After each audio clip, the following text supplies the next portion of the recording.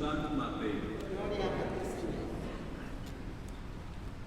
En aquel tiempo Jesús dijo a sus discípulos esta parábola: el reino de los cielos es semejante a 10 jóvenes que, tomando sus lámparas, salieron al encuentro del esposo. 5 de ellas eran descuidadas y 5 previsoras. Las descuidadas llevaron sus lámparas, pero no llevaron aceite para llenarlas de nuevo. Las previsoras, en cambio, llevaron cada una un frasco de aceite junto con sus lámparas. Como el esposo tardaba, les entró sueño a todas y se durmieron. A medianoche se oyó un grito: ya viene el esposo, salgan a su encuentro. Se levantaron entonces todas aquellas jóvenes y se pusieron a preparar sus lámparas. Y las descuidadas dijeron a las previsoras: denos un poco de su aceite, porque nuestras lámparas se están apagando. Las previsoras les contestaron: no, porque no va a alcanzar para ustedes y para nosotras. Vayan mejor a donde lo venden y cómprenlo. Mientras aquellas iban a comprarlo, llegó el esposo. Y las que estaban listas entraron con él al banquete de bodas y se cerró la puerta. Más tarde llegaron las otras jóvenes y le dijeron: Señor, Señor, ábrenos. Pero él les respondió: yo les aseguro que no las conozco. Estén pues preparados, porque no saben ni el día ni la hora. Palabra del Señor.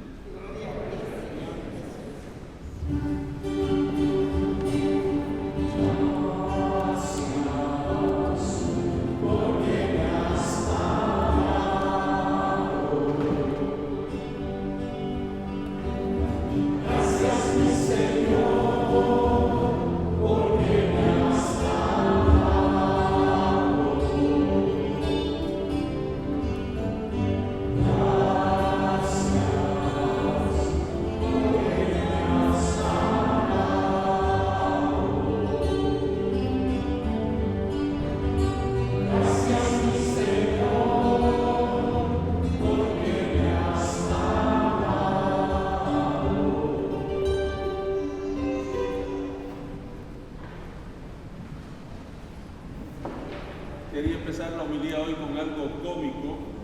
No sé si han oído el cuento de la mamá que estaba preparándole a sus 2 hijos unos tamalitos para desayuno por la mañana, y oía que los hijos estaban peleando y salió para ver qué pasaba, y los hijos estaban discutiendo quién iba a comer el primer tamal, quién iba a coger el primer tamal. Así que la mamá, para enseñarles algo, le dijo a los niños: si Jesús estuviera aquí, Jesús diría que mi hermano coge el primer tamalito. Y el hermanito mayor le dijo al chiquito: hoy tú eres Jesús.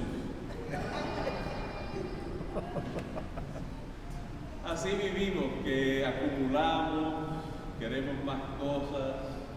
Una de las primeras palabras que aprenden los niños después de mamá y papá es mío, eso es mío.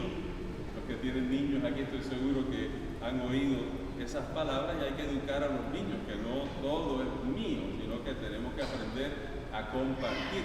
Pero en realidad la vida humana, para las cosas de aquí de la tierra, en parte es tener ese desarrollo de diferentes círculos, diferentes cosas de importancia, y yo pensaba, si se nos preguntara a nosotros qué es lo más importante para nosotros ahora mismo en nuestra vida, sería una pregunta bien difícil de responder, porque podemos pensar quizás en un ser querido, los que están casados, espero que puedan pensar en su esposa o su esposo.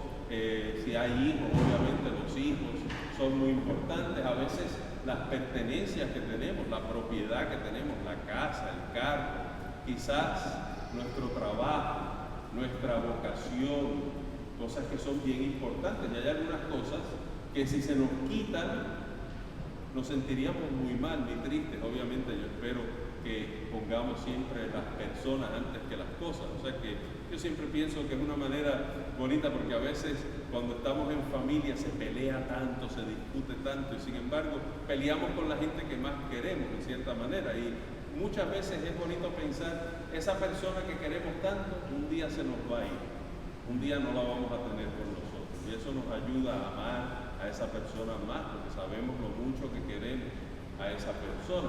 Pero en realidad esa pregunta de qué es lo que es más importante para nosotros hoy en la tierra es bien difícil de responder, porque si escogemos una persona, pues tenemos que ignorar a las otras. Si escogemos una cosa, estamos ignorando a las personas. O sea que hay muchas cosas que son importantes. Yo no puedo decir, no, mi esposa o mi esposo es muy importante, pero ¿y los hijos? Porque también los hijos son muy importantes. Así que no es algo que podemos escoger una respuesta específica, y de hecho que no es una pregunta que es buena por eso mismo, ¿no? Pero si yo cambiara un poquito esa pregunta y yo les hiciera la pregunta, ¿qué es lo más importante para ustedes el día que se mueran, al final de su vida? Ahí cambia la pregunta bastante, porque el día que nos curamos, lo único que importa, solo importa una cosa: ¿qué es lo que va a decirme Jesús de mi vida? Todo lo demás es secundario, todo lo demás no va a importar. Y pues en cierta manera, pues cuando pensamos en eso, estamos pensando en la muerte, y pues si estamos saludables, si estamos bien, si somos jóvenes, pues es más difícil pensar en eso. Si ya los que de nosotros nos quedan menos años por delante de los años que hemos vivido, pues ya se empieza a pensar un poquito que ese día llega. Si tenemos alguna enfermedad, empezamos a pensar en ese día. Pero mi reto hoy es que no importa, porque aquí puede que haya jóvenes que no están pensando en la muerte, pero sabemos que hay quizás compañeritos de clase, amiguitos que desde muy temprana edad murieron. O sea que la experiencia de la muerte nos toca a todos de una manera u otra, y el reto es que pensemos un poquito en ese momento. Siento mucho darle la noticia que un día todos nos vamos a morir, así que si no lo sabían, pues perdonen el traerle esa noticia hoy, pero un día todos nos vamos a morir.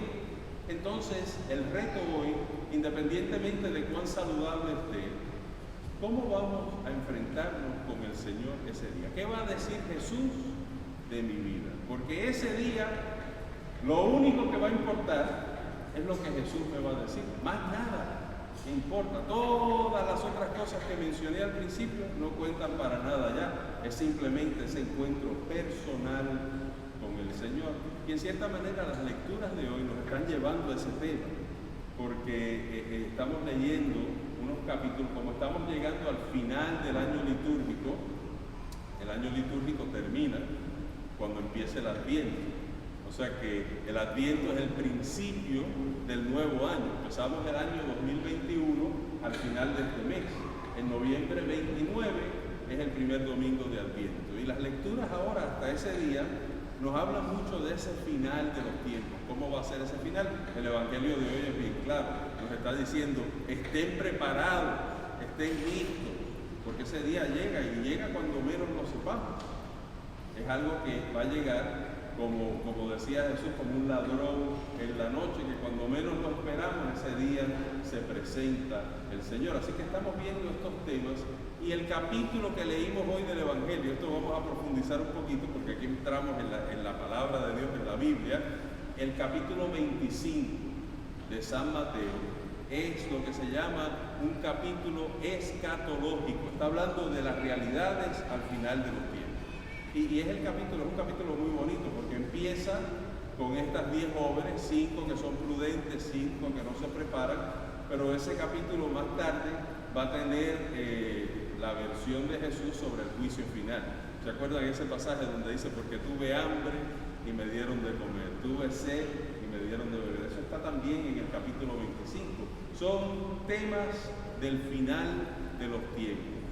Y es lindo ese capítulo, porque cuando lo estudiamos un poquito, nos damos cuenta de ciertas cosas. Yo no sé si ustedes han pensado, este evangelio que leímos hoy lo escribió San Mateo. ¿Se acuerdan quién era San Mateo? San Mateo era un discípulo de Jesús, uno de los 12 apóstoles. Era un colectador de impuestos. Él escribió este evangelio, escribió el evangelio, pero yo espero que sepan que el texto, el libro del evangelio que tenemos, no es el original, no fue el que escribió San Mateo. Todos los evangelios, todos los escritos en la Biblia pasan por un proceso, es un proceso como editorial, es un proceso de la transmisión de ese documento. Es una transcripción del documento, o sea que el libro que tenemos, que es de San Mateo, no fue el que el evangelista escribió, sino que es una versión que fue pasando a través de los tiempos. Es interesante pensar en eso, porque a veces nos podemos creer que el libro que tenemos de San Mateo fue el mismo que escribió el evangelista, pero eso no es así, y es así hoy en día. Acabamos de pasar por una campaña política, ¿verdad? Los políticos dan discursos. Cuando hay un discurso, ese discurso alguien lo escribió, pero desde que se escribió hasta que se dio ese discurso, ese texto cambia, hay un editorial. Hoy en día mucho más rápido porque tenemos las computadoras, ¿verdad? La computadora se edita todo rápido, pero aún las noticias en televisión, los que hacen las noticias, todo eso está editado. Hay una versión original y poco a poco va cambiando hasta que es la versión que se transmite, que se presenta, que se habla. Los evangelios fueron así. O sea que los textos del evangelio van cambiando poquito a poco. Por ejemplo, si ustedes estudian el capítulo 25 de San Mateo, en el primer verso de ese capítulo, dice que las 10 jóvenes fueron a encontrarse con el novio, con el esposo.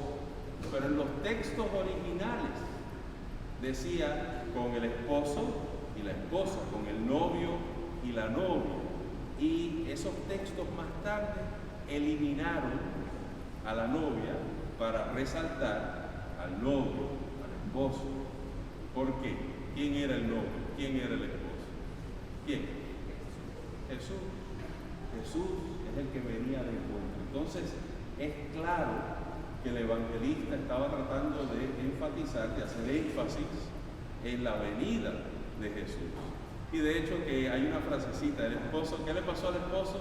Se tardó en llegar, se tardó. La comunidad entendía ese tema también.